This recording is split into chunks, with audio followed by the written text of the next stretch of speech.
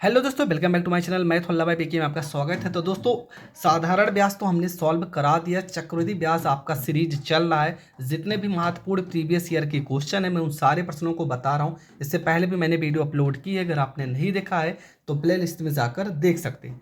तो सबसे पहला काम है, यहाँ पर प्रश्न को हम देखेंगे। लिखा है कि किसी धन का 16 सही 2/3% चक्रवृद्धि ब्याज की दर से 3 वर्ष में चक्रवृद्धि ब्याज और मूलधन ज्ञात कीजिए यदि मिश्र धन 3,430 रुपये हो। मतलब सवाल में आपका मिश्र धन दिया गया है, हमें चक्रवृद्धि ब्याज और मूलधन ज्ञात करना है। सबसे पहला काम, हम परसेंटेज को यहाँ पे जो दर दिया इसको तोड़ देंगे। दर में आपका लिखा गया है 16 सही 2/3%। इसे हम भिन्न में चेंज करेंगे तो 16 × 3 = 48 में 2 जोड़ देंगे, हो जाएगा 50/3%। हटाएंगे तो यहाँ पे डबल ज़ीरो लगा देंगे। 50 से अगर हम 300 को काट देंगे तो हो जाएगा 1/, में यहाँ पे क्या आ जाएगा, 1/, में आ जाएगा यहाँ पे 6। तो आपका मूलधन यहाँ पे 6 था, 6 में 1 जोड़ देंगे तो यहाँ पे 7 हो जाएगा। सवाल में 3 वर्ष की बात बोला गया है तो हम इसको 3 बार लिखेंगे।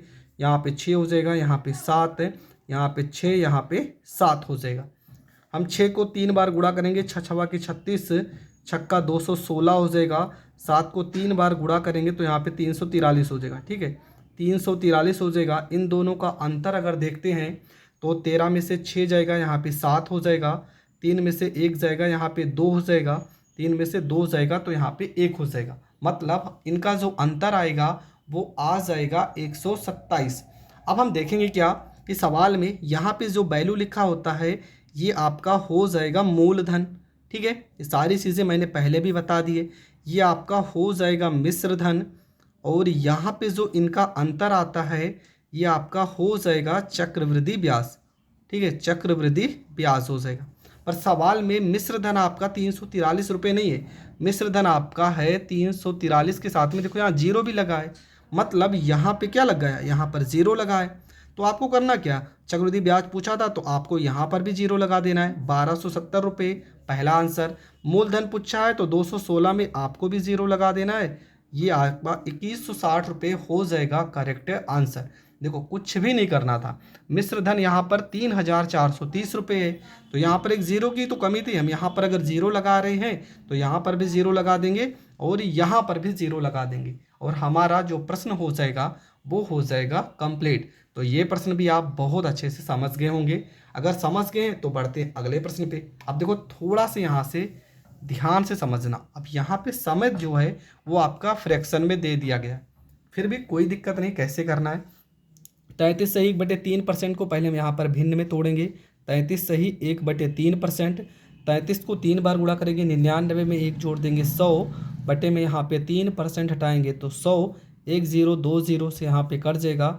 आपका वैल्यू आ जाएगा 1/3।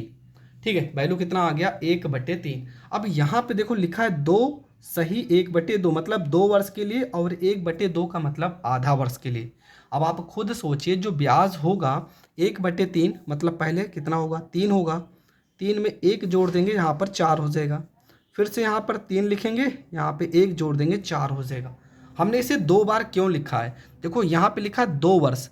2 वर्ष के लिए तो ब्याज आपका यही चलेगा 3 और 4, लेकिन उसके बाद आधा वर्ष का ब्याज आपको देना है। तो आधा वर्ष का निकालने के लिए क्या करेंगे, यहाँ पर जो 1/3 है ना, इसका आधा हम भी तो करेंगे। ये 1/3 कितने के, 1 वर्ष के लिए आया, लेकिन सवाल में 2 वर्ष के लिए था तो हमने 2 बार लिखा है। आधा वर्ष का है तो यहाँ पर 1/2 से गुणा करेंगे तो हो जाएगा 1 एकम 1 और 3 दूना 6।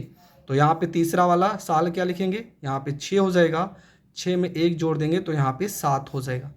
ठीक है, यहाँ से अगर कुछ कट रहा है तो ज़रूर काटेंगे। जैसे यहाँ 2 दूना 4 और 2 3 6, अगर कट रहा है तो आप काट सकते हैं। गुणा करेंगे 3 त्रिका 9, त्रिका 27 हो जाएगा। यहाँ पे गुणा करेंगे 4 दूना 8, 8 में 7 से गुणा करेंगे, 8 सत्ते 56 हो जाएगा। इसका अंतर अगर देखेंगे 16 में से 7 जाएगा, 9 हो जाएगा, और यहाँ 4 में से 2 जाएगा, यहाँ पे 2 हो जाएगा। यहाँ से थोड़ा बहुत अगर कन्फ्यूज़न हो रहा है तो मैं फिर से कह रहा हूँ, यहाँ पर 1/2 मतलब आधा वर्ष के लिए लिखा है। हमने 3 और 4 ये 2 वर्ष के लिए हो गया, ये पहले वर्ष के लिए, दूसरे वर्ष के लिए, लेकिन उसके बाद आधा वर्ष का निकालना है ना, इसीलिए हम यहाँ पे जो आपका भिन्न आया था इसका आधा किए हैं। अब यहाँ पे कहानी वही है कि ये आपका हो जाएगा मूलधन हो जाएगा, ये आपका अमाउंट हो जाएगा मिश्र धन, और ये आपका CI हो जाएगा। सवाल में क्या दिया गया है? सवाल में मिश्र धन दिया गया 5600 रुपये। यहाँ पे मूल मिश्र धन कितना है? 56, लेकिन सवाल में बोला गया 5600 रुपये। मतलब इसमें देखो 2 जीरो आ गए ना, मतलब 100 से गुणा किया गया है। तो आपका मूलधन भी 27 रुपये ना हो के 100 गुना ज़्यादा 2700 रुपये आपका हो जाएगा मूलधन, पहला आंसर। दूसरा चीज़ आपसे क्या पूछा था? CI चक्रवृद्धि ब्याज भी 29 रुपये ना हो के 100 गुना ज़्यादा 2900 रुपये हो जाएगा, और ये आपका हो जाएगा करेक्ट आंसर। तो ये प्रश्न भी आपका हो गया कंप्लीट। अगला प्रश्न देखते हैं। अगला जो प्रश्न है, लिखा है किसी धन का 33 सही 1/3% चक्रवृद्धि ब्याज की दर से 1 सही 1/2 वर्ष में मिश्र धन 2800 रुपये हो जाएगा, तो वह धन और चक्रवृद्धि ब्याज ज्ञात कीजिए।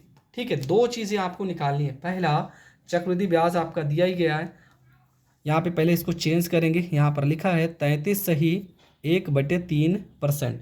33 से 1/3% को अगर हम चेंज करते हैं तो 33 3 99 में एक जोड़ेंगे 100/3, 100/3% हटाएंगे 0 हो जाएगा, ये आपका हो जाएगा 1/3। सवाल में देखो कितना वर्ष है, 1.5 वर्ष का निकालना है।